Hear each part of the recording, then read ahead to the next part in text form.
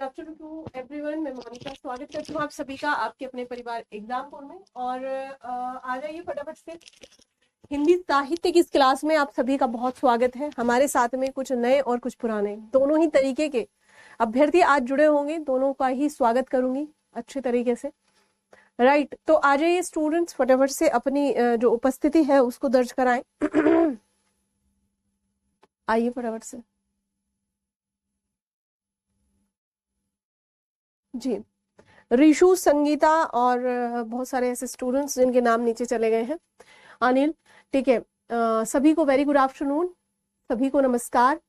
हिंदी साहित्य में आज हमारे साथ कितने ऐसे स्टूडेंट्स हैं जो आज पहली बार क्लास लेंगे, प्लीज मुझे थोड़ा सा बताएं, ताकि उससे मुझे एक अंदाजा, एक आइडिया हो पाए हमें कैसे क्लास को लेकर चलना है, कैसे क्या क्या बातें हैं, वो चीजें सारी वहां पर एक अंदाजा उनका हो पाएगा। ठीक है, तो आए और मुझे बताएं कि आज आपकी पहली क्लास है ना। ऐसे कई सारे छात्र होंगे। यह क्लास प्रतिदिन 1:30 पर होगी। और मुझे थ्रोट इन्फेक्शन हुआ है तो बीच में एक दिन का आराम मैं करूंगी, यानी कि परसों वगैरह होगा वो। ठीक है शिवानी जी, ओके ठीक है। कल मैं उसी के कारण क्लास नहीं ले पाई, थोड़ा सा ट्रीटमेंट है उसका। ओके, तो मनोरमा और ठीक है। आदर्श, मुझे कमेंट थोड़ा दूर है तो दिखाई इतने नहीं देंगे। मेरी फर्स्ट क्लास है, रेनू है शायद आपका नाम। चलिए, तो जिन छात्र छात्राओं की पहली क्लास है, हम शुरू कर रहे हैं। बिल्कुल फ्रेश टॉपिक है। जिनकी पुरानी क्लास है, जो पुराने स्टूडेंट्स हैं हमारे साथ, उनकी भी ये पहली क्लास है, यानी कि हिंदी साहित्य के इतिहास में उनकी भी यह पहली क्लास है। 01 क्लास का मतलब है कि वो इसके बारे में कुछ भी नहीं जानते हैं। तो आप ऐसे भ्रमित ना हो, है ना। कुछ होंगे ऐसे छात्र जो आपको भ्रमित करेंगे, पर आपको भ्रमित नहीं होना है। सभी की यह पहली क्लास है। और हिंदी साहित्य के इतिहास का मतलब क्या है, यानी कि सबसे पहली बात तो साहित्य का इतिहास। साहित्य के इतिहास का अगर मैं आपको एक लिटरल मीनिंग बताऊं, शब्दशः मीनिंग बताऊं, तो उसमें होता क्या है कि जो साहित्य हम आज वर्तमान में पढ़ रहे हैं, आज हम कौन सा साहित्य पढ़ रहे हैं आप देखेंगे यहाँ पर। आज हम रेत समाधि पढ़ रहे हैं। फॉर एग्जाम्पल मैं रेत समाधि पढ़ रही हूँ अभी, ठीक है। रेत समाधि, बताएं किनकी कृति है ये, जल्दी से बताएं। आज हमारा युवा चेतन भगत पढ़ रहा है। क्या पढ़ रहा है? चेतन भगत पढ़ रहा है, ठीक है जी। आज हमारा युवा जो है मृदुला गर्ग पढ़ रहा है, मृदुला गर्ग। इससे पहले हमारे युवा ने क्या पढ़ा? इससे पहले हमारे युवा ने प्रेमचंद जी को पढ़ा। इससे पहले हमारे युवा ने रेणु जी को पढ़ा। और इसके बीच में यहाँ पर मतलब ये तो हो गया हमारा पूर्व, ये हो गया हमारा आज। और इसके बीच में हमने किसको पढ़ा? इसके बीच में हमने जैनेन्द्र को पढ़ा। इसके बीच में हमने मन्नू भंडारी को पढ़ा, ठीक है। हमने यहाँ पर इनको पढ़ा। अब उससे पूर्व हमने क्या पढ़ा था? उससे पूर्व आप यहाँ पर देखेंगे कि हमने रासो ग्रंथ पढ़े। क्या देखे? हमने रासो ग्रंथ पढ़े। अभिषेक बिल्कुल हो जाएगा, परेशान मत हो तुम, है ना। क्या पढ़े थे? हमने रासो ग्रंथ पढ़े थे। अब बहुत सारे ऐसे लोग हैं जो इनकी उत्पत्ति, इनकी एग्जिस्टेंस पर एक प्रश्न चिन्ह लगाते हैं। क्या लगाते हैं? प्रश्न चिन्ह लगाते हैं, ठीक है। क्यों लगाते हैं प्रश्न चिन्ह? कि इनको इतिहास के तौर पर अगर हम देखें, इतिहास यानी यहाँ पर ऐसी बहुत सारी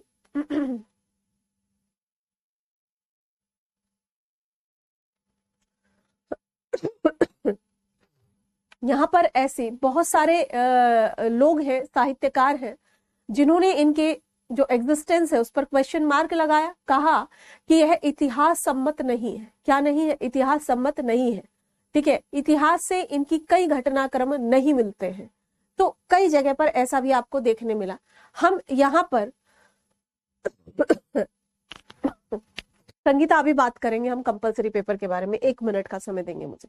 तो यानी कि हिंदी साहित्य का इतिहास, मेरा कहने का मतलब है कि यहां से और यहां तक का जो भी इतिहास रहा है, उस इतिहास में हमारे पास क्या क्या चीजें हैं पढ़ने के लिए, हमारे सिलेबस में क्या क्या दिया गया है, उसकी हम यहाँ पर चर्चा करते हैं। यानी कि पूर्व साहित्य से आज का साहित्य, अगर हम यहाँ पर नाथों, सिद्धों, जैनों, बुद्धों आदि की बात करें, अगर हम यहाँ पर उन रिसर्चर्स की बात करें जो यहाँ पर ग्रेसन ने किया है, हम अगर बात करें उन साहित्यकारों के जिसमें आचार्य रामचंद्र शुक्ल, हजारी प्रसाद द्विवेदी, इनके नाम महत्वपूर्ण लिए जाते हैं। जब हम बात करें राहुल सांस्कृत्यायन का, यहाँ पर उनकी बात करें तो यानी कि उन्होंने किन आधारों पर इस साहित्य को विभाजित करा, और यहाँ पर जिन्होंने ये कहा कि हमें तो नहीं पता, हमने तो नहीं ढूंढा है ना, हमें तो नहीं पता कौन से नरपति नाल्ला ने क्या लिखा है, यहाँ पर हमें नहीं पता अलाउदल के साहित्य में क्या लिखा जाता था, हमें नहीं पता कि मुकरिया क्या होती थी, हमें नहीं पता कि उलटबासी क्या होती थी। हमने तो वो चीजें जानी, जब इन पर शोध हो गए, अनुसंधान हो गए, उन चीजों को हमने जाना, और जो चीजें हमें जान ली हमने, उसी का हम अध्ययन करेंगे अपने हिंदी साहित्य के इतिहास में। ठीक है, अब ये जो साहित्य होता है, साहित्य को आमतौर पर कहा जाता है, सबसे पहले तो इस साहित्य शब्द का ही मतलब हमें पता होना चाहिए। यह साहित्य क्या केवल हिंदी में ही होता है? यह साहित्य सभी में होता है? यह साहित्य किस किस में होता है? यह साहित्य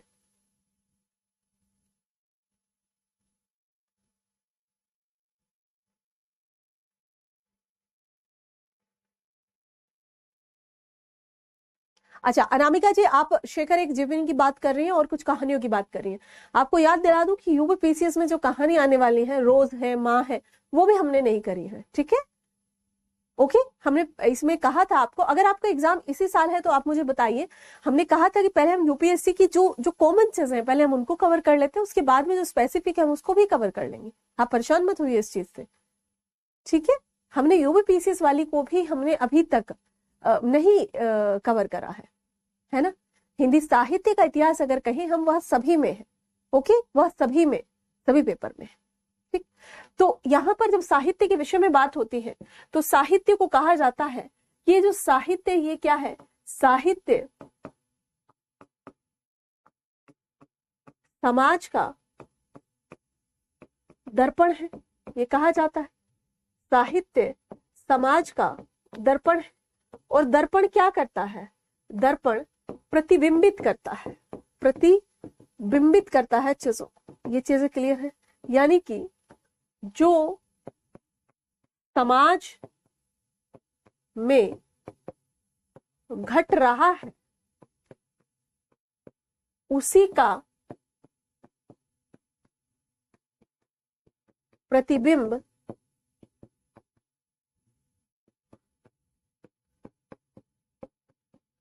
साहित्य में रचनाओं के माध्यम से, रचनाओं के माध्यम से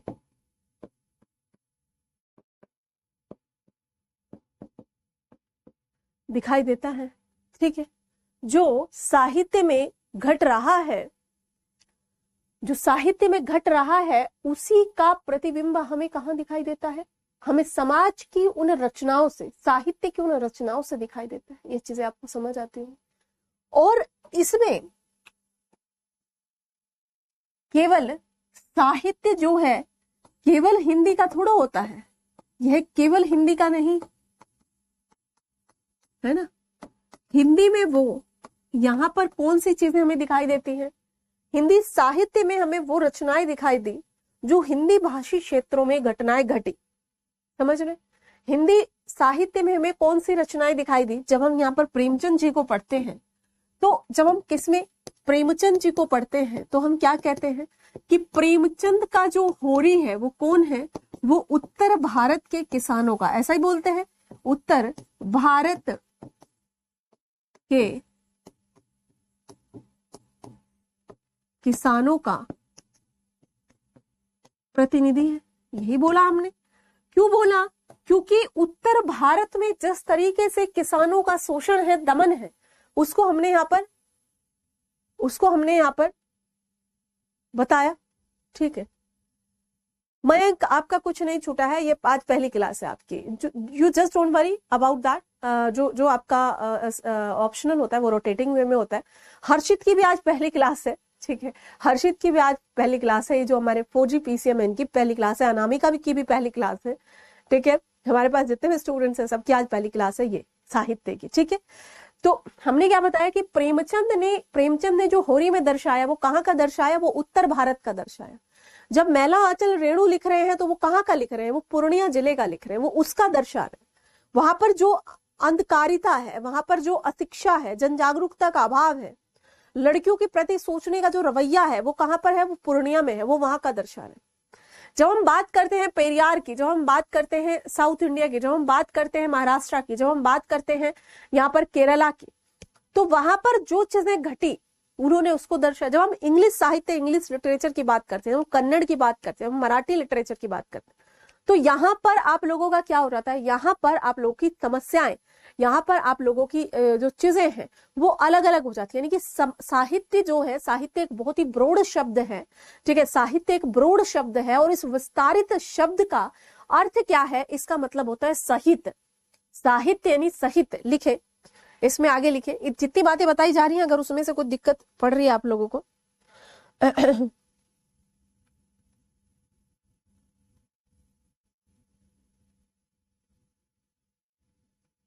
ठीक है, चलिए लिखेंगे आगे।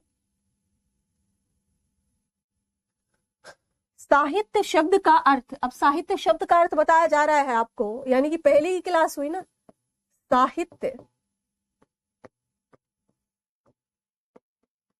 शब्द का जो अर्थ होता है वो होता है सहित, सहित। और ये जो सहित है, ये जो क्या है, सहित है, स प्लस हित, ठीक है, सहित होता है, और इस सहित के दो अर्थ निकलते हैं, और इस सहित के दो अर्थ होते हैं। जैसे जब मैं यहां पर संधि विच्छेद कर रही हूं तो सहित यहां पर क्या बन जाएगा, यहां पर बन जाएगा स प्लस हित, क्या बन जाएगा, स प्लस हित, यानी कि हित के साथ, हित के साथ, या फिर दूसरा आप कह सकते हैं हित युक्त, हित युक्त, ये इसका अर्थ निकल गया। अब मैं अगर कहूं आपसे सहित, पिताजी के सहित आना, किसके साथ आना, पिताजी सहित आना, मैं और वहां गया पिताजी सहित, यानी कि के साथ, ठीक है, क्या हो जाएगा दूसरा अर्थ, सेकंड जो अर्थ हो जाएगा सहित यानी के साथ, या फिर साथ साथ, मैं और पिताजी, मैं और पिताजी, ठीक है। यानी कि आपने इसके दो शब्दों को, दो अर्थों को जाना। साहित्य शब्द का अर्थ क्या है, सहित है, और सहित का मतलब होता है के साथ, या फिर साथ साथ, या फिर हित युक्त, जहां पर किसी का हित जुड़ा हो। किसका हित जुड़ा हो, किसका हित जुड़ा हो, हम किसकी बात कर रहे हैं, हम बात करें हिंदी साहित्य, यानी कि हम किसकी बात कर रहे हैं, यहाँ पर हिंदी साहित्य की बात कर रहे हैं। और हिंदी साहित्य का क्या मतलब है, इसको आप यहाँ पर देख लीजिए। डन, आगे लिखेंगे।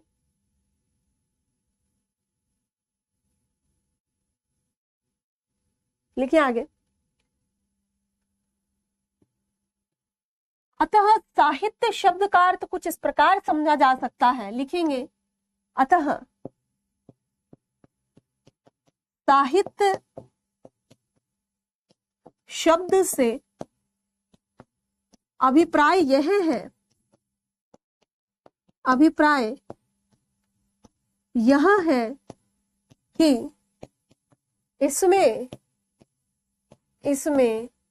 शब्द और अर्थ, क्या जी, शब्द और उस शब्दों के अर्थ, ठीक है, शब्द और शब्दों के अर्थ को जहां पर लाया जाए, जहां पर एक रचनाकार अपनी भावनाओं को, अपनी अभिव्यक्तियों को अभिव्यक्त कर पाए, संप्रेषित कर पाए। वह भाषा अलग हो सकती है, उसकी भावनाएं अलग हो सकती हैं, परंतु अपने पाठक के साथ में जिस अपनी भावनाओं को वो संप्रेषित कर पाए, शब्द के साथ में उनके अर्थों को भी। ऐसा थोड़ा है कि बस केवल शब्द ही शब्द होते, ठीक है। अगर हम यहाँ पर पढ़ रहे हैं, अगर हम यहाँ पर एक पढ़ रहे हैं मैलांचल या पढ़ रहे हैं दिव्या, तो उन शब्दों के अर्थ भी है ना, ऐसा थोड़ा शब्द ही शब्द है।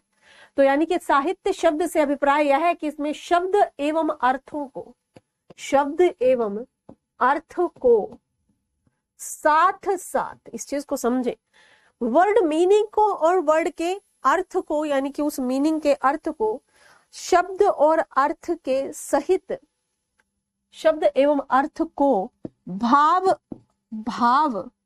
सहित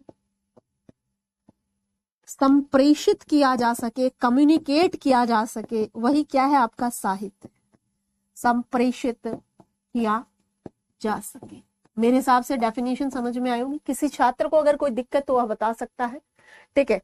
यहाँ पर साहित्य शब्द का अर्थ आप लोग समझ गए होंगे, ठीक है।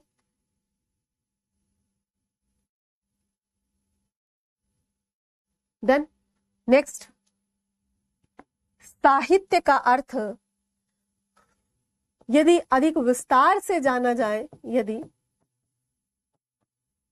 अधिक विस्तार से जाना जाए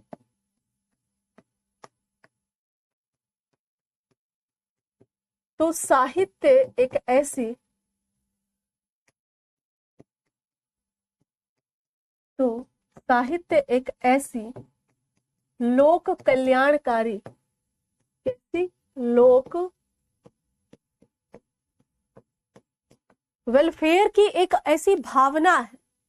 क्या है? वेलफेयर की एक भावना है। हाँ बिल्कुल मिलेगा, ये पीडीएफ मिलेगा। वेलफेयर क्यों? वेलफेयर इसलिए क्योंकि समाज के उन्हीं मुद्दों को उठाया जा रहा है, समाज के उन्हीं मुद्दों को उठाया जा रहा है जो दूसरे लोगों का कल्याण करने जैसी है। यदि अधिक विस्तार में जाना जाए तो साहित्य एक लोक कल्याणकारी भावना है जिसमें रचनाकार समाज के मुद्दों को उठाता है और अपनी भावनाओं को अभिव्यक्त करते हुए, अपनी भावनाओं को अभिव्यक्त करते हुए समाज में उनको क्या करता है? प्रसारित करता है। साहित्य लोक कल्याणकारी या लोक मंगलकारी रचना है। लोक कल्याणकारी या लोक मंगलकारी रचना है जिसमें रचनाकार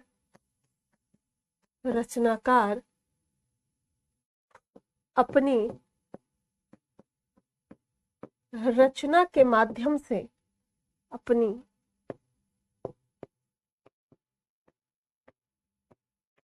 रचना के माध्यम से अपने भावों, विचारों, अपनी फीलिंग्स को, अपने विचारों, थॉट्स को, विचारों को, भावों को यानी कि फीलिंग्स को, आदर्शों को, कुछ आइडियल्स को, आदर्शों को समन्वित रूप से यानी कि इंटीग्रेट करके, इंटीग्रेटेड रूप से, यहां पर समझ आ रही है चीजें? नए पुराने सभी बच्चों को एक बार बता दें, बस एक बार बताना होता है क्लास के बीच में और फिर अपना लिखते रहो, ठीक है। आदर्शों को समन्वित रूप से यानी कि इंटीग्रेट करके, ऐसा नहीं है कि कोई ऐसी रचना लिख दी जिसमें केवल फुलकारियां ही हो, जिसमें केवल मजेदार चीजें हो। कोई मैसेज भी तो देगा ना उसके थ्रू, कोई संदेश भी देगा, कोई कंक्लूजन भी देगा, ठीक है। आदर्शों को समन्वित रूप से पाठकों को, पाठक वर्ग को संप्रेषित करे यानी कि कम्युनिकेट करे। पाठक कौन हुआ? आप हुए, है ना, हम हुए। हम कौन है? हम पाठक हैं। संप्रेषित करे। यदि अधिक विस्तार में साहित्य का अर्थ जानना है तो साहित्य का ये अर्थ हो, ठीक है। इतनी चीजें समझ में आई? जिसको नहीं आ रही वो बता सकते, ठीक है। लिखिए आगे।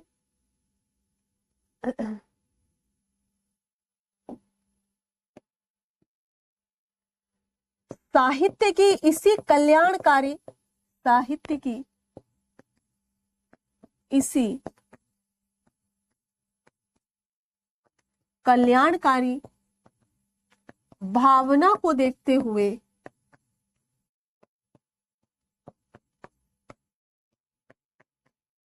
रामचंद्र शुक्ल, बड़े आलोचक हुए हैं, हिंदी साहित्य में बड़ा नाम, ठीक है। रामचंद्र शुक्ल ने कहा, शुक्ल कहते हैं, क्या कहते हैं, इस तरह के कोटेशंस आप अपने एग्जाम उसमें पेपर में आप यूज कर सकते हैं। निखिल विश्व के साथ एकत्व की साधना ही साहित्य है। क्या है? लिखे, निखिल विश्व या अखिल विश्व के साथ,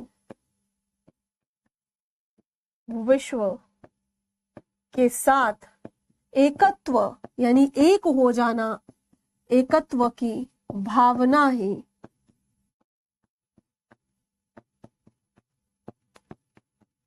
साहित्य। क्या है साहित्य? रामचंद्र शुक्ल कहते हैं कि इस समस्त ब्रह्मांड बिल्कुल वस्तुनिष्ठ होती है। बहुत सही। यहाँ पर अगर हम बात करें जिस प्रकार से अलग अलग डेफिनेशंस, किसी ने कहा अर्थशास्त्र ये है, किसी ने कहा अर्थशास्त्र ये है, किसी ने कहा भूगोल ये है, किसी ने कहा ये, तो यहाँ पर यह व्यक्ति पर निर्भर कर सकता है। मेरे अनुसार साहित्य कुछ और है, आपके अनुसार कुछ और है, राहुल सांस्कृत्यायन कुछ और कहते हैं, रामचंद्र शुक्ल कुछ और कहते हैं, डॉक्टर नगेंद्र कुछ और कहते हैं, हजारी प्रसाद द्विवेदी कुछ और कहते हैं, राम स्वरूप चतुर्वेदी कुछ और कहते हैं, समझ रहे, विश्वनाथ त्रिपाठी कुछ और कहते हैं। साहित्य की परिभाषा सभी व्यक्तियों के लिए अलग है। जैसा जिसने महसूस किया वैसा ही साहित्य। हमारे लिए यहाँ पर साहित्य क्या है? हमारे लिए साहित्य यहाँ पर सब कुछ है, जो जिसने बोला वैसा है। हमें देखना है कि साहित्य ऐसा है जिसमें हम सराबोर हो जाएं। हम कौन है? हम पाठक हैं। सामने वाले ने अपनी रचना को कहा, हमने उस रचना को उस समय 100% वैसा ही मानकर पढ़ा और उससे क्या सीखा, उससे क्या कंक्लूजन लिया, वही हमारे लिए साहित्य। साहित्य एक गंगा है, एक सागर है, जिसमें हम क्या कर रहे हैं? जिसमें हम नित्य निरंतर डुबकियां लगा रहे हैं। साहित्य एक बहुत ही बड़ा विस्तारित रूप से एक ब्रॉड समुद्र है, सागर है। ठीक है, ये चीजें समझ में आई। तो यहां पर आप देख सकते हैं निखिल विश्व के साथ एकत्व की साधना को ही क्या कहा गया? एकत्व की साधना को ही साहित्य कहा गया है। ये चीज समझ में आ गई? ये चीज समझ में आ गई होगी आप लोगों के। चलें आगे, लिखे आगे कि साहित्य में दो तत्व एक साथ चलते हैं। हमने अभी देखा था साहित्य का मतलब है साथ साथ। साहित्य में दो शब्द या दो तत्व एक साथ चलते हैं, एक साथ चलते हैं। शब्द एवं अर्थ, शब्द एवं अर्थ दोनों एक साथ चलते हैं। दोनों एक दूसरे के बिना अधूरे, दोनों का एक दूसरे के बिना कोई अभिप्राय नहीं है, क्योंकि क्या है? साहित्य। साहित्य मीन्स साथ साथ, साहित्य मीन्स के साथ, साहित्य मीन्स सहित। ठीक है, तो यहां पर दोनों का साथ साथ होना ही साहित्य है। अतः दोनों का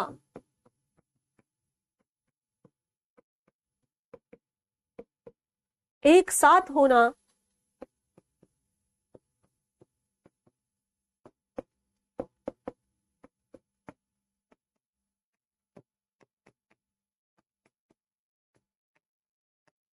नेक्स्ट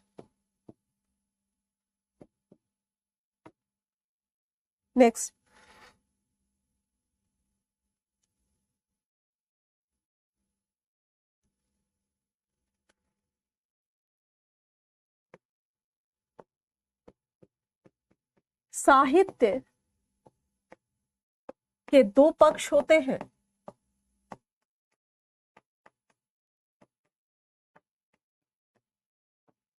कला पक्ष तथा भाव पक्ष। कला पक्ष और भाव पक्ष, दो पक्ष यहाँ पर साहित्य के बताए गए हैं। लिखेंगे आगे,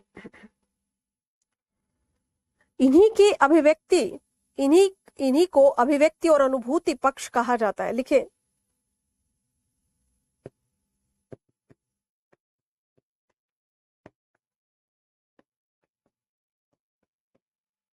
अभिव्यक्ति, अभिव्यक्ति का मतलब होता है एक्सप्रेशन। क्या होता है? एक्सप्रेशन होता है। मैं जब अपनी बात को कह रही हूँ, जब प्रेमचंद अपनी बात को कह रहे हैं, यानी कि he is expressing himself, express कर रहे हैं अनुभूति, यानी कि जो उन्होंने अनुभव किया अपने एक्सपीरियंस के आधार पर। अपने एक्सपीरियंस जब तक रचनाकार फील नहीं करेगा, महसूस नहीं करेगा, तब तक वह रचना नहीं लिख सकता है। समझ रहे? तो यानी कि इन्हीं को अभिव्यक्ति यानी कि एक्सप्रेशन, एक्सप्रेस कब करेगा? जब कुछ अनुभूत करेगा। इन्हीं को अभिव्यक्ति पक्ष एवं अनुभूति पक्ष कहा जाता है। शब्द की सुंदरता, शब्द की सुंदरता से साहित्य में कला पक्ष उत्कृष्ट बनता है। कला पक्ष यानी कि मैं अभी कुछ बोलूं आपके सामने, मैंने ऐसे बोला, अरे भाई उंगे को चला था वो, अब बेकार मुन्ने वैसा करा वैसा। दूसरा, जब मैं उधर से गुजरा तो मैंने देखा कि सामने के बागीचे में एक सुंदर कन्या बैठी है, उसकी पलकें झुकी हुई हैं और वह किसी का दीदार करना चाहती। ये क्या था? इस शब्दों की सुंदरता था। इन शब्दों की सुंदरता से साहित्य में कला पक्ष मजबूत होता। शब्दों की सुंदरता से साहित्य में कला पक्ष उत्कृष्ट होता है, मजबूत होता है, उत्कृष्ट होता है। अर्थ की सुंदरता से उसका, और अर्थ की सुंदरता से उसका भाव पक्ष। अगर किन्हीं शब्दों के अर्थ इतने सुंदर होंगे, अगर किन्हीं शब्दों के जो अर्थ है वह सुंदर होंगे, क्लिष्ट नहीं होंगे, तो जो भावनाएं हैं, जो कहना चाहता है रचनाकार, वो बड़ा ही सुंदर मनोहर हो जाएगा। सुंदरता से उसका भाव पक्ष मनोहर हो जाता है, सुंदर हो जाता है। तो कला पक्ष और भाव पक्ष समझ में आए? कला पक्ष, और बिल्कुल बेसिक चीजें पढ़ रहे हैं, बिल्कुल बेसिक, जो आपको पता है सारी चीजें, ठीक है? कोई टेंशन लेने की जरूरत नहीं है, कोई टेंशन लेने की जरूरत नहीं है।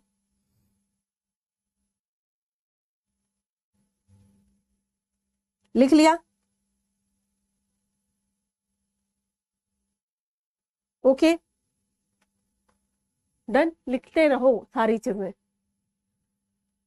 अब ये साहित्य में कुछ विधाएं होती हैं, यानी कि इसका जो वर्गीकरण करा, साहित्य का जब वर्गीकरण करेंगे, क्लासिफिकेशन करेंगे, तो उस क्लासिफिकेशन में आपको, जैसे आप कई लोगों को देखते हैं, इसकी बुक कैसे रीड करना है आज ही कर लोगे आकांक्षा, कुशवाहा?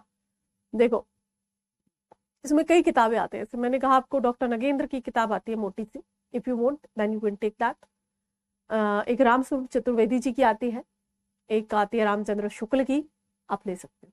जो किताब आपको बेहतर लगे आप ले लेंगे। भाषा बोली थोड़ी सी टफ है, ठीक है, और वैसे काम की किताबें हैं सारी, ओके, आप ले सकते हैं जो भी आपको लगे। पहले थोड़ा सा आप इसके लिए एनसीईआरटी एक ले लीजिए, हिंदी साहित्य का इतिहास करके एक एनसीईआरटी आती है पतली सी, 11वीं 12वीं की, ठीक है। और मुझे नहीं पता पहले से, कोई बात नहीं, किसी को भी नहीं पता इधर, राजा किसी को भी नहीं पता, don't you think about that. Why? क्यों सोच क्यों रहे हैं आप? मत सोचो, किसी को कुछ नहीं पता इधर, सब क्लास में ऐसे ही है।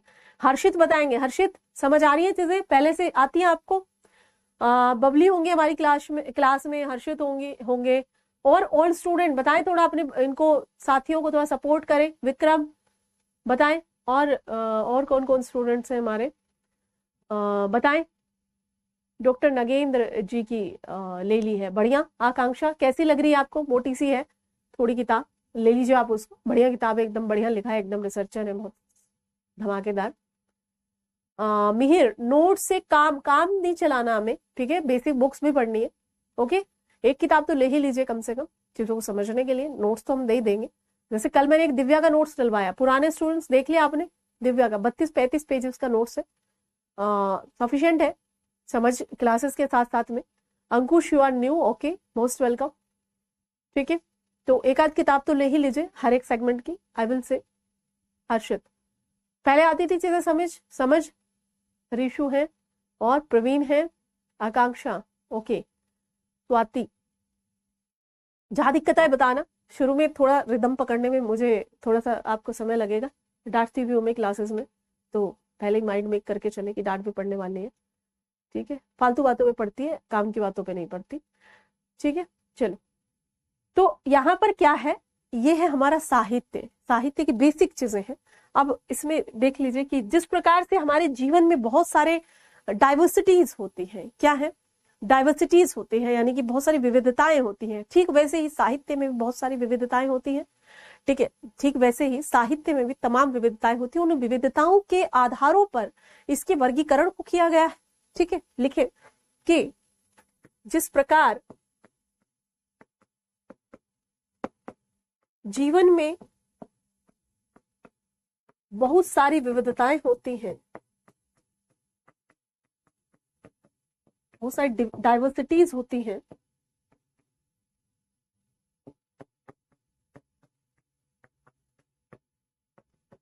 ठीक वैसे ही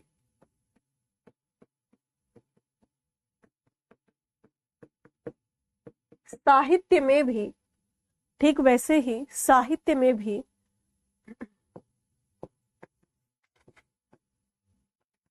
विविधताएं होती हैं।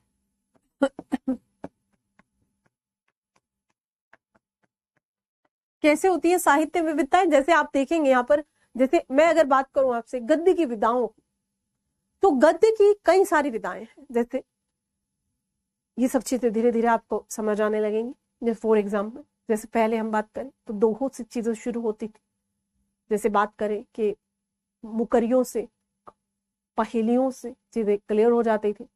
धीरे धीरे धीरे धीरे व्यक्ति बहुत ज्यादा एक्सप्रेसिव हुआ। एक्सप्रेसिव का मतलब है, जैसे क्या होता था पहले, जैसे पहले क्या होता था, जैसे पति पत्नी क्या पहले प्यार नहीं करते थे, बच्चा पिताजी से प्यार नहीं करता था ना पहले भी।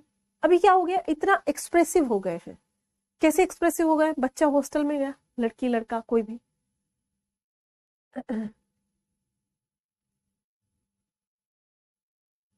ठीक है। अच्छा विक्रम, ऐसे नहीं करो इनके साथ, इनको, है ना। चलो,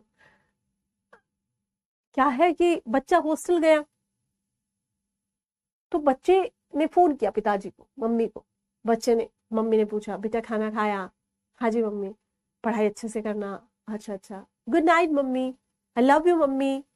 तो पहले एक्सप्रेशन नहीं होते थे, पहले भी प्यार था, ऐसा नहीं था पहले प्यार नहीं था, अभी हर चीज को जाहिर किया जाता है। तो जैसे जैसे एक्सप्रेशंस आते गए, साहित्य में विस्तार की आवश्यकता महसूस हुई।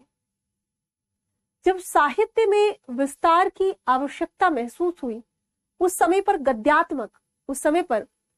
गद्यात्मक चीजें आने लगी। गद्यात्मक का मतलब है कहानी, गद्यात्मक का मतलब है उपन्यास, गद्यात्मक का मतलब है नाटक, गद्यात्मक का मतलब है यात्रा संस्मरण। यानी कि अब हमें विस्तार की आवश्यकता हो गई। पहले हम क्या कह रहे थे, पहले हम कह रहे थे कि जाको राखे साइया मार सके न कोई, बस हो गया। अब हम उसे विस्तार में बता रहे हैं। जिस प्रकार से किसी व्यक्ति का अहित, ऐसे किसी व्यक्ति का अहित नहीं हो सकता जिसके ऊपर ईश्वर की कृपा हो, ठीक है। हाँ बताएं नेहा, क्या कहना चाहती हो, बताएं।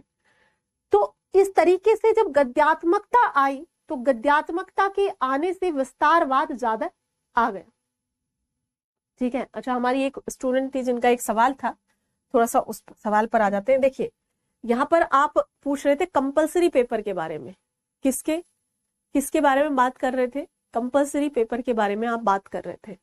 देखो, अगर मैं यूपीएससी की बात कर रही हूँ, तो यूपीएससी में आपका होता है एक प्रीलिम्स होता है, जिसमें आपके 2 पेपर होते हैं, 200 मार्क्स का, 200 मार्क्स का यही पेपर होते हैं। ये GS1 पेपर है। GS1 पेपर में history, geography, economy, current affairs सब आ जाता है आपका। दूसरी बात, इसका नाम GS पेपर 2 है। इसे आम भाषा में CSET civil services aptitude test कहते हैं। यहाँ पर आपको इस 200 में से कितने नंबर लाने, जो पिछले साल का ट्रेंड है, यहाँ पर आपको 95 से 100 नंबर के बीच लाने हैं। इतना पर कट ऑफ लगेगा आपका, ठीक है। नेगेटिव मार्किंग है। यहाँ CSET में आपको लाने हैं 66 नंबर, 66 प्लस मार्क्स लाने हैं। यहाँ पर आपको 33% नंबर लाने हैं। ये पेपर कैसा है? क्वालिफाइंग नेचर का है। ये चीज समझ आती है आपको? क्वालिफाइंग का मतलब है केवल इसे पास करना है। जब आप मेन एग्जाम पे आते हो, सबसे पहली बात, ये मेंस नहीं होता है, थोड़ा शब्दों पर ध्यान देंगे। It's main exam, main examination, ठीक है, main examination, right.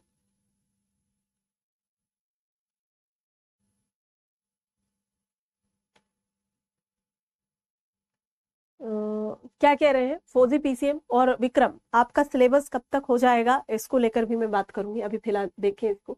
Main exam में आपका क्या क्या चीजें होती है? GS के 4 पेपर होते हैं, 1, 2, 3 और 4। प्रत्येक पेपर 250 नंबर का होता है। अतः GS आपका कितने का हो गया? 1000 नंबर। GS1 पेपर में क्या क्या चीजें आती है? आपका हिस्ट्री आता है, ज्योग्राफी आता है, सोसाइटी आता है। सेकेंड पेपर में आपका पॉलिटी आता है, गवर्नेंस आता है, ठीक है, यानी कि राज व्यवस्था, शासन वाला चीजें आती हैं। यहीं पर आपका जो है इंटरनेशनल रिलेशंस भी आता है।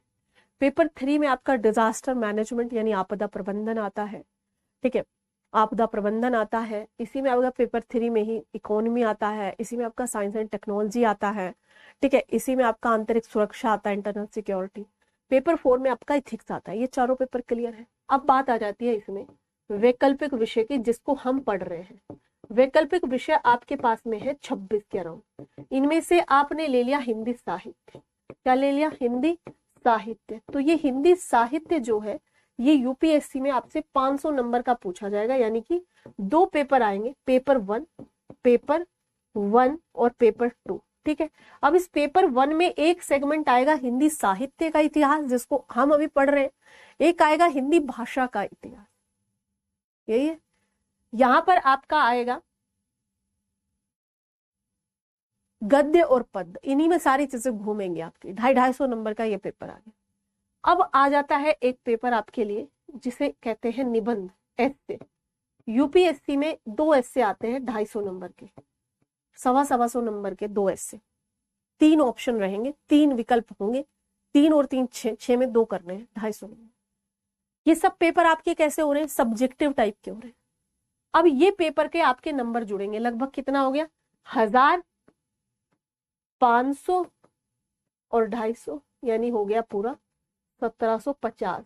मेन एग्जाम आपका 1750 नंबर का हो जाएगा।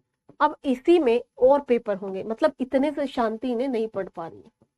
2 पेपर आपके होंगे जिन्हें अनिवार्य पेपर कहा जाएगा। अनिवार्य यानी ये सबके लिए है, कंपल्सरी पेपर जिसको कहा जाता है, अनिवार्य पेपर। अभी हमारी 12 बजे से नहीं हो पाएगी, 30 दिन का समय दे मुझे। 30 क्लास मुझे सार्थक में लेनी है, सार्थक में इकोनॉमी पढ़ा रही हूँ। उसके बाद वी विल शिफ्ट 12 बजे से। अच्छा, मैं देख लेती हूँ, अगर कोई और स्लॉट वगैरह खाली होगा सार्थक में तो मैं वहां शिफ्ट कर लूंगी, फिर 12 से कर लूंगी, ठीक। अनिवार्य पेपर की अगर मैं बात करूं आपके साथ में, तो अनिवार्य पेपर में 2 पेपर होते हैं। एक तो होता है इंग्लिश कंपलसरी। क्या होता है? इंग्लिश कंपलसरी, जो आपका होगा कितने नंबर का? 300 नंबर का, ठीक है। और इस 300 को केवल आपको इसमें क्वालिफाई करना है। इसका मतलब समझते हैं ना, क्वालिफाई करना है, यानी कि बस पास होना। कितने नंबर पर? 25% पर, यानी कि कितना बैठेगा? 75 नंबर। ये 75 नंबर लाने हैं इंग्लिश कंपलसरी में, सभी को पेपर देना है, ठीक है, सभी को पेपर देना है। क्या कह रहे हो? वांग में क्या होता है? वांग क्या है? फौजी PCM वांग बताओ क्या है? मुझे इतना भाई समझ में नहीं आ रहा क्या कहना चाहते हैं। दूसरा, आपकी कुछ क्षेत्रीय भाषाएं होती हैं, और उन क्षेत्रीय भाषाओं में हमारे क्षेत्र के लोग हिंदी को ऑप्ट करते हैं, हिंदी को ऑप्ट करते हैं। यहाँ पर मैं बताते चलूं कि ये हिंदी और हिंदी साहित्य दोनों अलग है। ये हिंदी क्या है? इस हिंदी में आपका ग्रामर आता है। ग्रामर यानी पर्यायवाची आएगा, विशेषण आएगा, संधि आएगा, एप्लीकेशन लिखने आएगा, ट्रांसलेशन आएगा, ये सारी चीजें आपकी इसमें आती है। ये भी आपका 300 नंबर का हुआ और इसमें भी आपको 25% ला करके पास करना है, यानी 75 नंबर। इन दोनों के नंबर आपके नहीं जोड़े जाते हैं, इन दोनों के नंबर आपके क्या होता है, नहीं जोड़े जाते हैं। मेरे हिसाब से चीज समझ में आ गई होगी आपको, ठीक है। यहाँ पर आपका जो है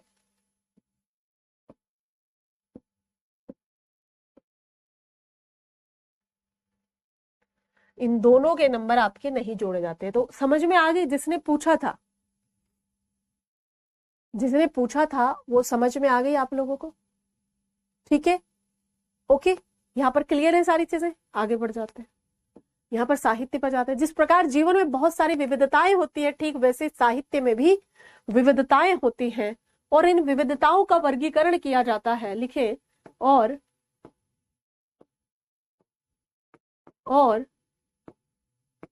इन विविधताओं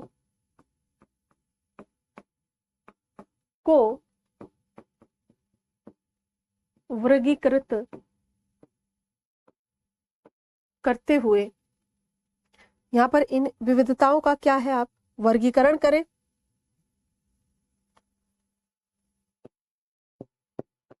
क्या है वर्गीकरण, देख लीजिए पहले।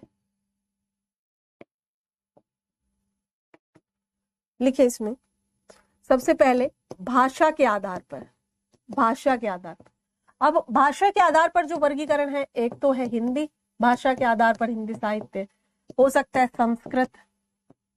संस्कृत के आधार पर, अंग्रेजी के आधार पर, है ना। तो ये आपका हो गया भाषा के आधार पर साहित्य का वर्गीकरण, ठीक है। नेक्स्ट आप देख सकते हैं अर्थ का चमत्कार, यानी कि आपने देखा होगा कि एक ही अर्थ के, एक ही शब्द के कई कई अर्थ भी हो जाते हैं। तीसरे नंबर पर आप देख लेंगे व्यक्ति और बाह्य विश्व, यानी कि जब आप साहित्य की बात कर रहे हैं तो यहाँ पर दो तरीके के लोग हैं। एक को हम कहते हैं इंट्रोवर्ट, एक को क्या कहते हैं, इंट्रोवर्ट कहते हैं। दोनों पेपर देने हैं, चाहे हिंदी में हो आप, चाहे दूसरे में। ऑब्जेक्टिव नहीं होता है अनामिका जी, रिंकी जी, सब्जेक्टिव होता है, ठीक है। कैसा होता है, सब्जेक्टिव होता है, जिसमें आपको लेखन करना है, समझ रहे, यानी कि आपको लिखना होगा, ट्रांसलेशन लिखना है। पूछा जाएगा कि पानी के 2 पर्यायवाची बताओ, तो लिखना है। मेन एग्जाम पूरा ऑब्जेक्टिव नहीं, सब्जेक्टिव होता है पूरा। व्यक्ति और बाह्य विश्व, यानी कि यहां पर आप देख सकते हैं अंतर्मुखी एवं बहिर्मुखी, यह भी एक विधा का प्रकार है। नेक्स्ट बात करें तो लिखें साहित्य में कुछ बंध होते हैं। बंध का मतलब जैसे कुछ चीजें प्रबंध में लिखी जाएंगी, हम इसको टाइम टाइम पर समझेंगे। कुछ चीजें मुक्तक में लिखी जाएंगी और कुछ चीजें यहाँ पर निर्बंध में लिखी जाएंगी, ठीक है। निर्बंध यानी कि बंध से रहित भी कुछ रचनाएं लिखी जाएंगी, ठीक है। नेक्स्ट लिख लिया ये सब चीजें आपने, आगे चले, लिख लिया,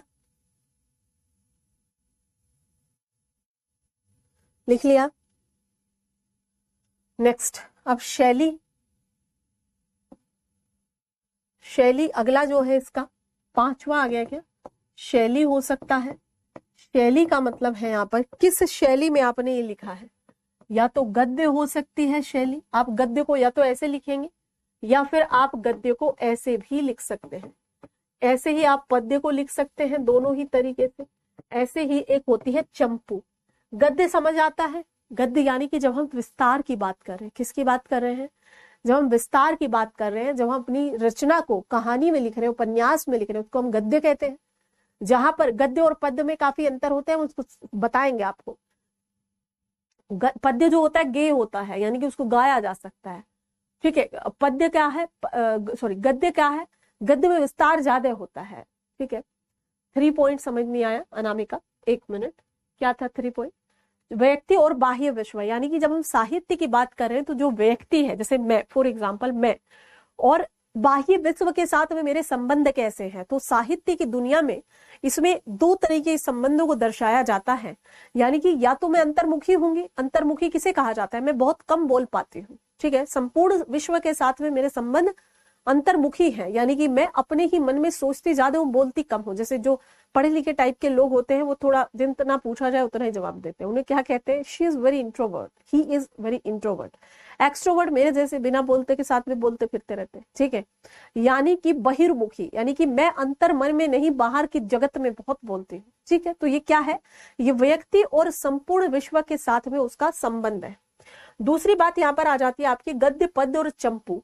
पद्य क्या हुआ, जो गेय हो, जिसको गाया जा सकता है, जिसमें संक्षिप्त होता है, जिसका विस्तार कम होता है। और चंपू यानी कि जब दोनों शैलियों का विकास, जब दोनों शैलियों का हम यूज कर रहे हैं, प्रयोग कर रहे हैं, गद्य भी लिख रहे हैं, पद्य भी लिख रहे हैं, उसे चंपू शैली कहा जाता है। आप लिख सकते हैं इसको मिश्रित, मिश्रित या फिर मिक्स्ड, ठीक है।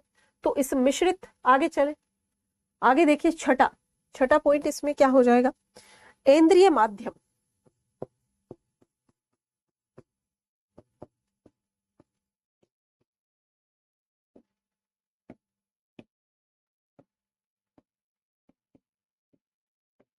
इंद्रिय माध्यम का मतलब होता है, इंद्रिय किसको कहा जाता है, हमारी जो इंद्रियां हैं, हमारी जो इंद्रियां हैं, जैसे कुछ इंद्रियां हमारी किस में चलती हैं, जैसे हम मैं कहूं श्रव्य, श्रव्य का मतलब होता है कि जिसको केवल हम सुन रहे हैं, ठीक है, जिसको केवल हम सुन रहे हैं। ये मिश्रित लिखा है कि मिश्र लिखा है, अच्छा, तो यहां पर श्रव्य है या दृश्य है, श्रव्य है या दृश्य। फॉर एग्जाम्पल, जब हम गाना सुन रहे हैं तो हमारी कौन सी इंद्रियां वहां पर एक्टिव है, कान। कौन सी इंद्रियां एक्टिव है, एक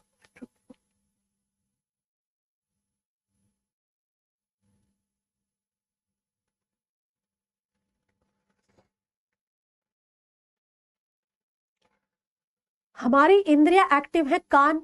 और जब हम बात करें पढ़ने की तो आंखें एक्टिव है, यानी कि दृश्य।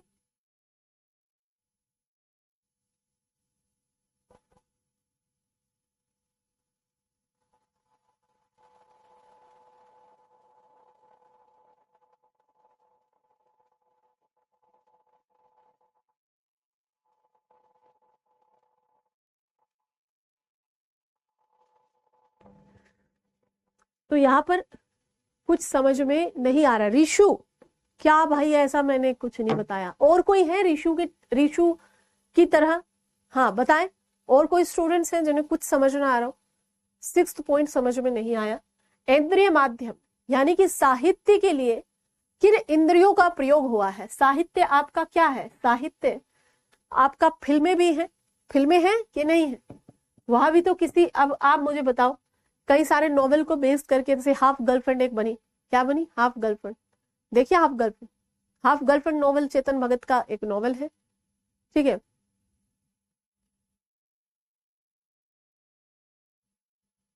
हाँ बिल्कुल बिल्कुल Shivani, very nice, it's very optimistic approach.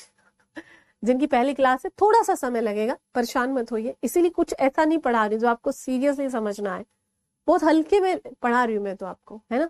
है कोई और स्टूडेंट्स हमारे साथ ऐसे जिनको चीजें समझ में ना आ रही हो, थोड़ा सा बताएंगे मुझे, मैं तो बहुत धीरे धीरे पढ़ा रही हूँ, है ना, और बहुत हल्का सा पढ़ा रही हूँ, हल्का मतलब कुछ ऐसा नहीं है इसमें, ठीक है। फिल्म क्या है, अरे भाई दृश्य, दृश्य है फिल्म, जिसमें हमारी कई इंद्रियां एक्टिव है, हमारे कान भी डायलॉग सुन रहे हैं, हमारी आंखें देख रही हैं। दृश्य यानी कि जो चीजें दिखाई दे, श्रव्य यानी कि जो चीजें सुनाई दे, जब हम रेडियो पे सुन रहे हैं, रेडियो, तो हमारा क्या है यहाँ पर, कौन सा साहित्य है यहाँ पर, श्रव्य है। जब हम बात करें किसी नॉवेल की, तो नॉवेल में क्या है, ये इसमें हमारी आंखें यानी कि हमारी आईज, इंद्रिय माध्यम कौन सा यूज हो रहा है, किन इंद्रियों का हम वहां पर क्या कर रहे हैं, प्रयोग कर रहे हैं, इसको हम यहाँ पर कहेंगे इंद्रिय माध्यम। बहुत मजा आएगा इसमें।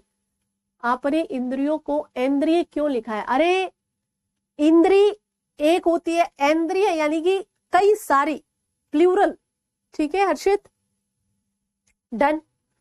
तो इंद्रिय माध्यम क्या है हमारा, ओके, ये चीजें समझ में आई या नहीं आई, बताएं।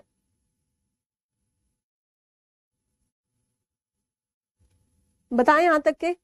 ऋषु, थोड़ा सा आज के लिए दिन करें आप एडजस्ट, 1-2 दिन क्लासेस देखिए, समझ आएंगी चीजें आपको, क्यों नहीं आएंगी? ठीक है,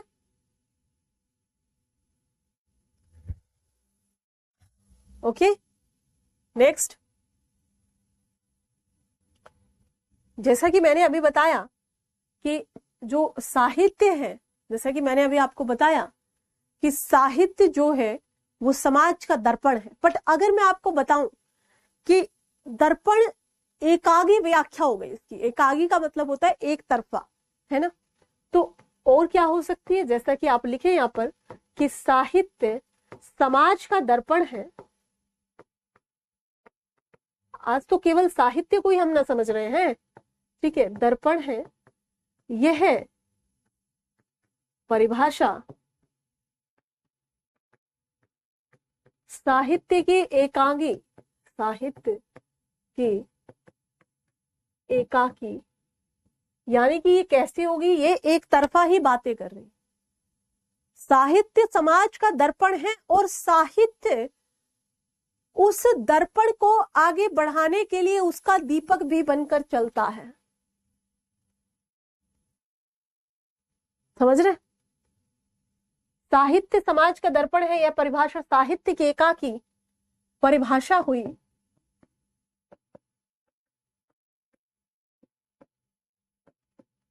ठीक है, यह क्या है, एकाकी परिभाषा हुई।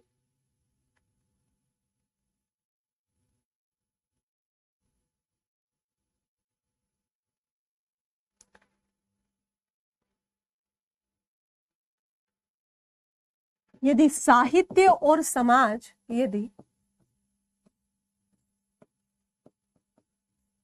साहित्य एवं समाज के संबंध की बात करें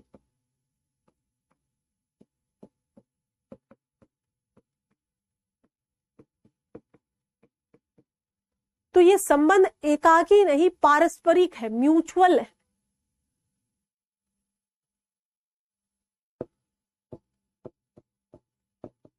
तो यह संबंध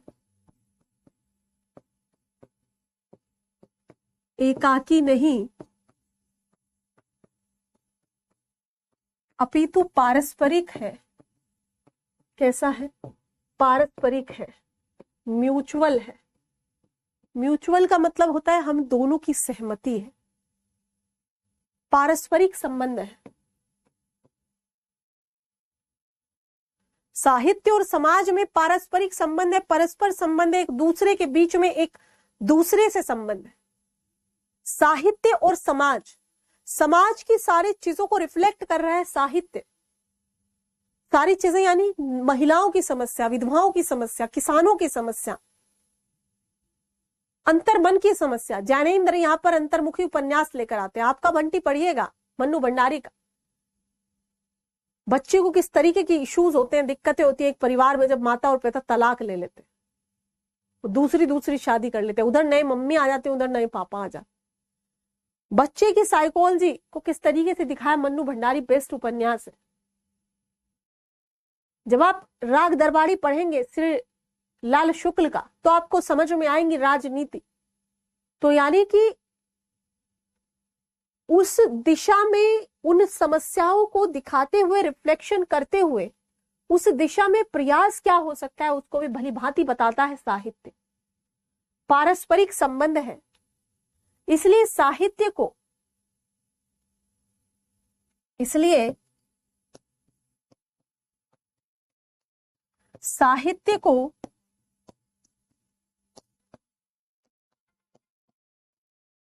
समाज के दर्पण के साथ साथ, दर्पण के साथ साथ समाज के दीपक के रूप में भी, समाज के दीपक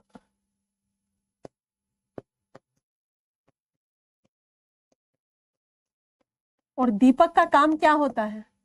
दीपक का काम होता है प्रकाश दिखाते हुए आगे आगे चलना।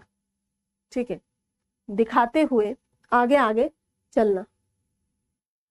ठीक है, यहां पर ये एकाकी ऐसे नहीं बनेगा, एकांगी होता है। ठीक है, माफी चाहूंगी, एकांगी। ठीक है, यानी एक अंग या फिर एक ही फेज, एक ही पक्ष, आप ऐसा कह सकते हैं। ठीक है, ओके, डन। फास्ट पढ़ाओ, हाँ रेनू, थोड़ा सा बच्चों को रिदम पकड़ने दो। मुझे पता है I am very slow right now, pace बड़ा स्लो कर रही हूँ, पर यहाँ पे चीजें समझ आ जाएंगी आप लोगों को। ठीक है, लिखें इसको।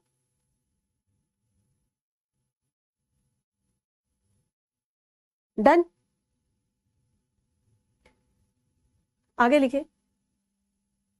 आचार्य रामचंद्र शुक्ल की किताब आती है हिंदी साहित्य का इतिहास। लिखे,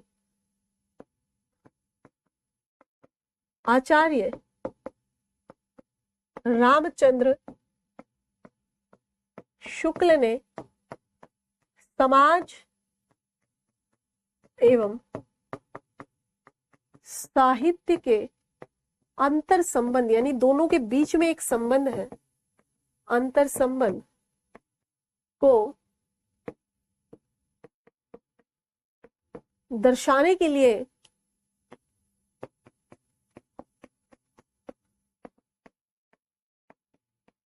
अपनी पुस्तक हिंदी साहित्य के इतिहास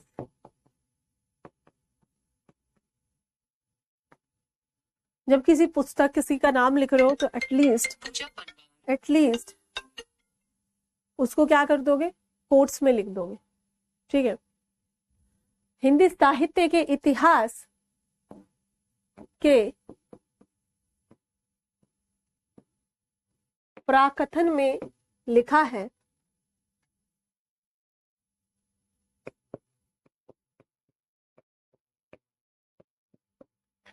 क्या लिखा है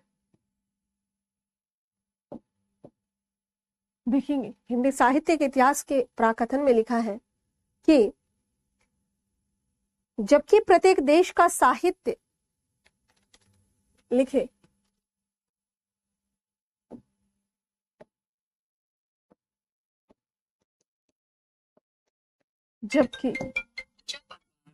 जबकि पूरे देश का साहित्य,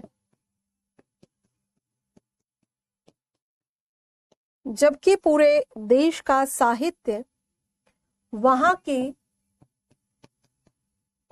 जनता के चित्तवृत्तियों का संचित प्रतिबिंब है,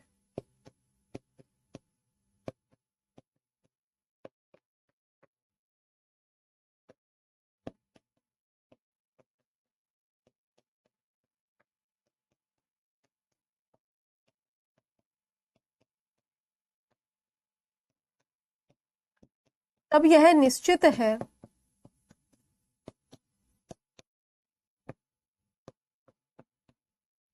कि जनता की चित्तवृत्ति में परिवर्तन के साथ साथ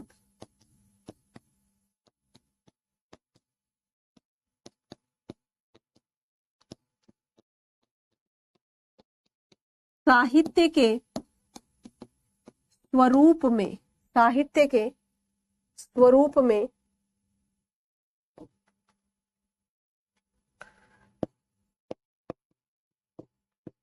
भी परिवर्तन होते चलता है। जनता की चित्तवृत्ति, जनता की चित्तवृत्ति बहुत कुछ राजनीतिक, लिख ले, जनता की चित्तवृत्ति बहुत कुछ, लिखे आगे, बहुत कुछ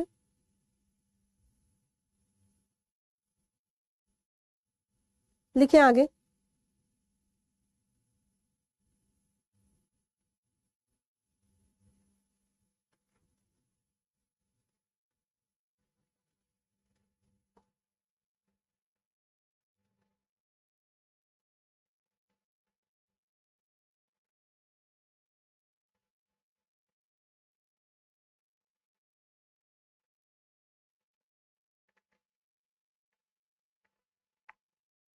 बहुत कुछ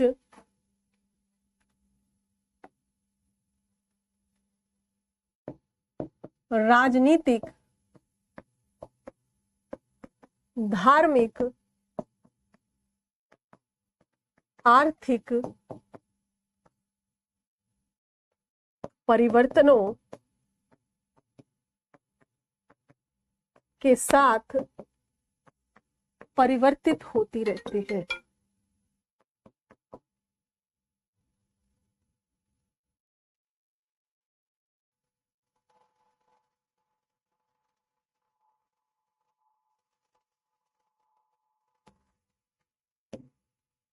परिवर्तित होते रहती है।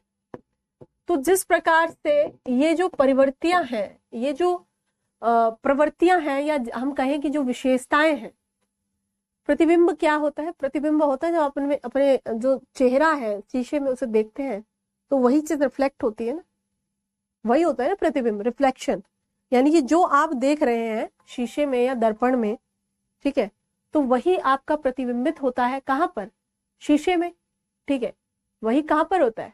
शीशे में दिखता है, आप जैसे दिख रहे हो। तो वही है सोसाइटी में जो चीजें हो रही हैं वो कहां पर दिख रही हैं?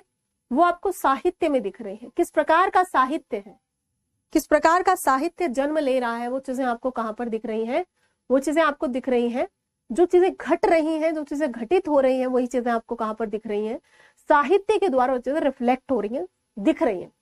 अगर कुछ राजनीतिक, धार्मिक, आर्थिक, सांस्कृतिक कुछ भी परिवर्तन अगर होंगे तो साहित्य कैसा लिखा जाएगा? साहित्य आपका वैसा ही लिखा जाएगा जो चीजें वहां पर हो रही हैं। ये चीजें समझ में आ रही है? साहित्य आपका वैसा ही लिखा जाएगा जो चीजें उधर वहां पर घटित हो रही हैं। ठीक है, डन? ओके जी। हाँ, तो ये चीजें पता है तो वही तो है, उसको बहुत ज्यादा दिमाग नहीं लगाना। जितना सिंपल सोबर चीजें सीखोगे उतनी चीजें समझ आएंगे आपको। रिफ्लेक्शन क्या होता है? रिफ्लेक्शन का मतलब होता है जो चीजें हम देख रहे हैं वही चीजें हमें दिख रही हैं। तो जो चीजें घट रही हैं सोसाइटी में, समाज में, वही चीजें रिफ्लेक्ट कहाँ हो रही? वही चीजें रिफ्लेक्ट हो रही है आपकी लिटरेचर के माध्यम से, साहित्य के माध्यम से।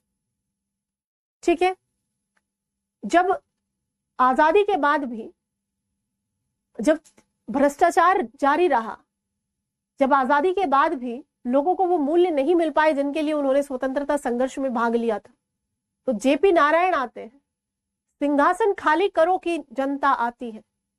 क्या साहित्य लिखा गया? इंदिरा जी को कह रहे हैं सिंहासन खाली करो कि जनता आती है।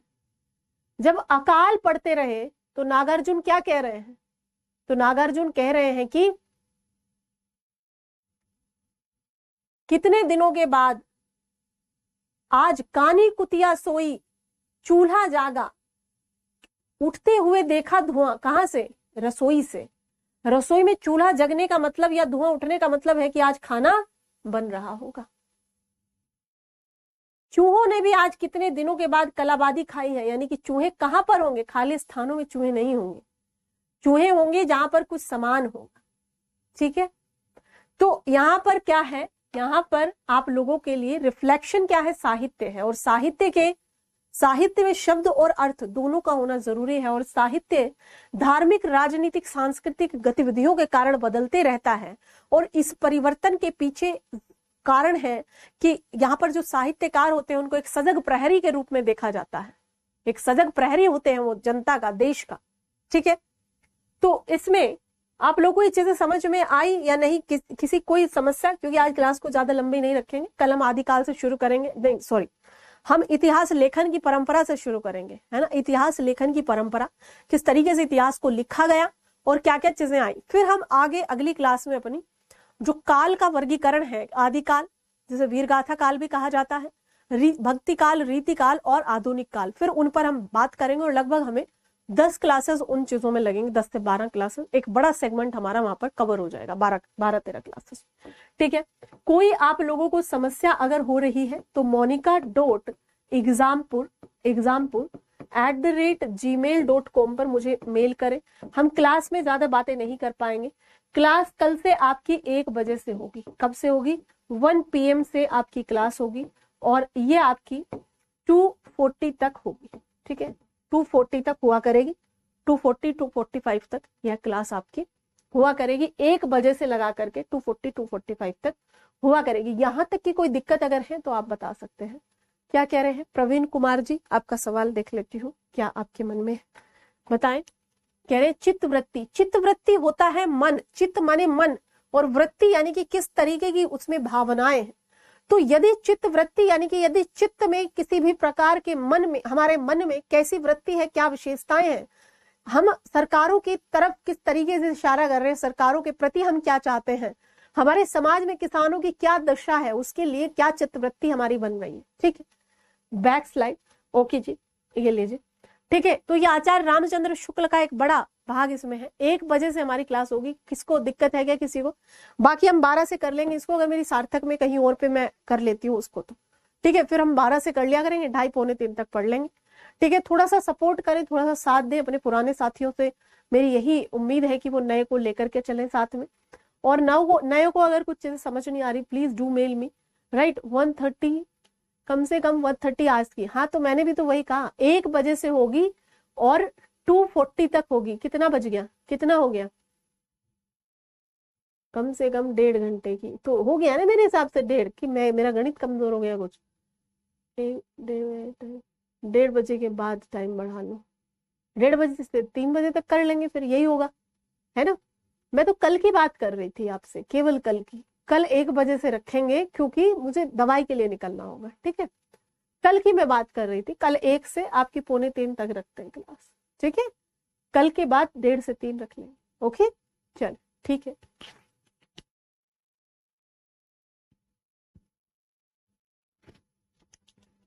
चलिए, तो धन्यवाद, thank you so much to everyone. नहीं विक्रम, थकूंगी नहीं। थोड़ा सा ये बोर्ड देखो ना कितनी दूर है, आप मुझे मेल करें उसके लिए। ठीक, थैंक यू सो मच। कल मिलते हैं आपसे, कल 1 बजे मिलेंगे आपसे, 1 बजे। इतिहास, जो हिंदी साहित्य का इतिहास लेखन है उसके लिए बुक लिस्ट और उसके राइटर के नाम। मिहिर जी, मैंने एक वहां पर आप देखेंगे ना, मिहिर को बताओ कहाँ पर मिलेगी बुक लिस्ट इनको। इकोनॉमी की क्लास आगाज की बात कर रहे हैं, शुरू होगी जल्दी। मिहिर, एक आपकी एप्लीकेशन पर बुक लिस्ट पड़ी हुई है, वहां से देखिए। Thank you.